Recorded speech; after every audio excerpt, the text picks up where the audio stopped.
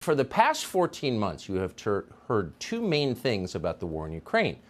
The first is that the war in Ukraine is a war of national sovereignty. It is not a proxy battle between superpowers. Russia invaded Ukraine. That was immoral. The United States supports Ukraine because the United States supports democracy. But the United States itself is not at war with Russia. This is Ukraine's war to fight.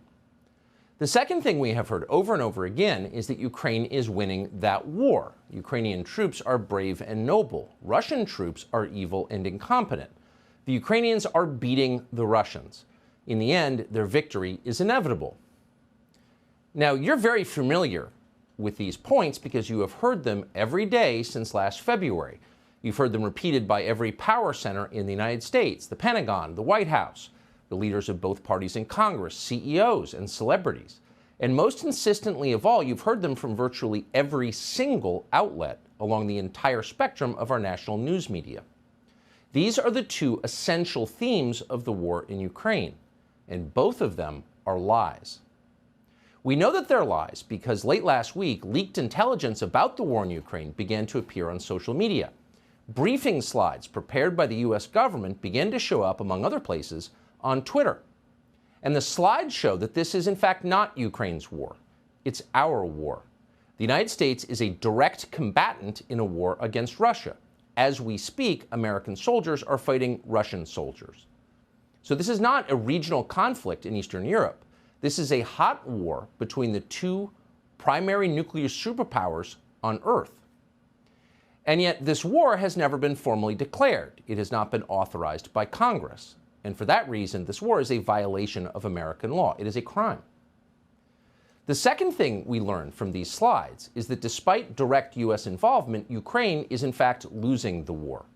7 Ukrainians are being killed for every Russian.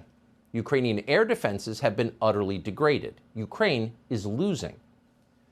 The Biden administration is perfectly aware of this. They're panicked about it, but they have lied about this fact to the public. Just 2 weeks ago, for example, Secretary of Defense Lloyd Austin told the U.S. Senate that Russian military power is, quote, waning. In other words, Russia is losing the war. That was a lie. He knew it was when he said it, but he repeated it in congressional testimony. That is a crime. But Lloyd Austin has not been arrested for committing that crime. Instead, the only man who has been taken into custody, or likely ever will be, is a 21-year-old Massachusetts Air National Guardsman who leaked the slides that showed that Lloyd Austin was lying. He revealed the crimes, therefore he's the criminal.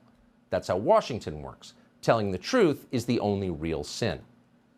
Now, our news media exist and have constitutional protection precisely in order to push back against this grotesque standard. Their only job is to tell the truth. And yet tonight, the news media are celebrating the capture of the kid who told Americans what's actually happening in Ukraine. They are treating him like Osama bin Laden, maybe a little worse, actually, because unlike al-Qaeda, apparently this kid is a racist. Here's CNN. The Washington Post, as you know, reviewed video of this suspect yelling racial and anti-Semitic slurs. Is this a dangerous person? This air guardsman who's now been taken into custody had talked about being a gun enthusiast, had been at gun ranges. He's obviously a member of the military. And he's the big guy in the scene. Somehow he has access to this kind of information, and that makes him even larger. A person who thinks they know better than everyone else, they're smarter than everyone else in their view. And that this is a 21-year-old man. He's described as a gun enthusiast. Feels like, in some of these descriptions, somebody who's maybe hungry for power. So this 21-year-old Air National Guardsman from Massachusetts is not a whistleblower, CNN explains, with the help of the many intelligence agency figures it has now hired as analysts. No, he's not a whistleblower. He's a criminal. Because he is, unlike the people who run our government, quote, hungry for power. And because this 21-year-old was so hungry for power, federal law enforcement had to swing into action with unfamiliar speed and efficiency and apprehend him. He was that threatening. Now, keep in mind, as of tonight, we still don't know where Jeffrey Epstein got hundreds of millions of dollars. We have no idea. Nor do we know what he did for a living. We don't know who left pipe bombs on Capitol Hill on January 6th, 2 of them. We don't know who leaked the Supreme Court decision overturning Roe v. Wade. We can't even say for certain who killed the president of the United States, because after 60 years, the Biden administration is still hiding thousands of pages of classified documents from the Kennedy assassination, just as they are hiding more than 1 billion other classified documents.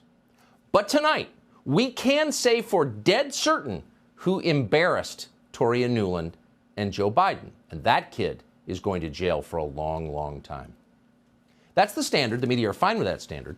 Watch this remarkable exchange on Monday of this week between the White House press corps and Biden flack John Kirby. Without confirming the validity of the documents, this is information that has no business in the public domain. It has no business, if you don't mind me saying, on the pages of front pages of newspapers or on television. It is not intended for public consumption, and it should not be out there. So the fact that U.S. soldiers are fighting Russian soldiers in a war in Ukraine has no business in the public domain. The fact that the country we are backing and fighting alongside is losing, not winning, has no business in the public domain. You have no right to know what your government is doing in your name with your tax dollars and with the future of your children and grandchildren. You have no right to know. Shut up and stop asking relevant questions. Okay, said the media. And if you want to get really sick to your stomach, go pull a transcript from the Pentagon briefing today, where news reporters asked Flax from the Pentagon, what are we going to do to keep information like this secret in the future? Not one question about the substance of the information. We're fighting a war against Russia directly? Really? Don't they have the largest nuclear arsenal in the world? Not one question. How can we help you keep it secret? Those were the questions. And not only are the media covering up the substance of the story, which is not who leaked it, but what he leaked, they're covering up the crimes committed to get you this information. The administration apparently used illegal surveillance techniques to identify this kid, apparently with the help of the Washington Post and the New York Times, who are its accomplices. They're not holding government accountable. They're helping government keep you from knowing what government is doing.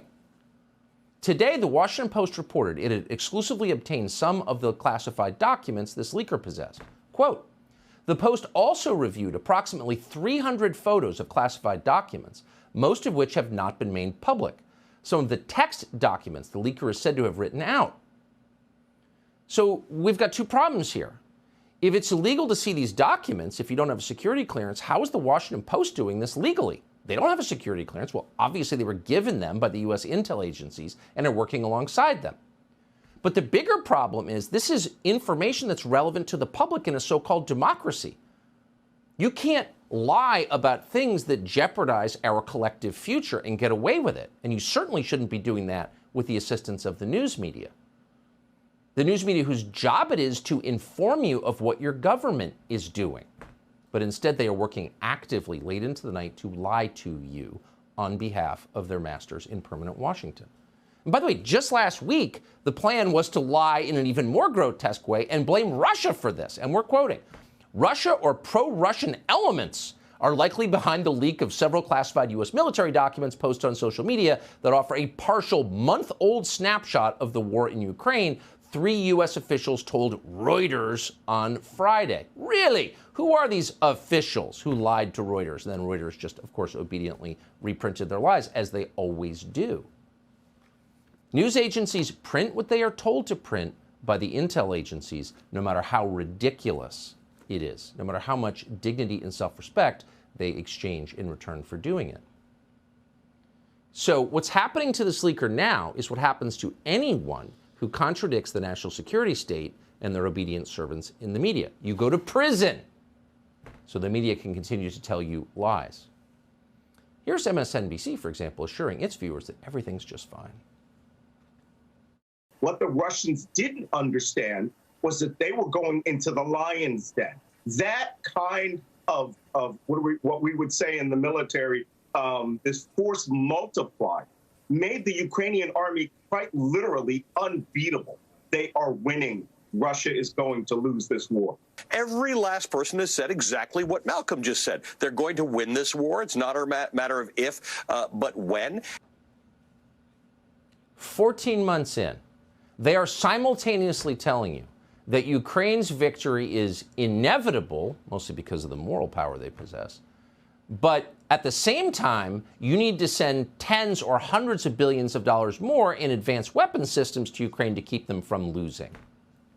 What will they say now that we know the truth and that we know that they lied to us, not just the U.S. government, but the U.S. news media?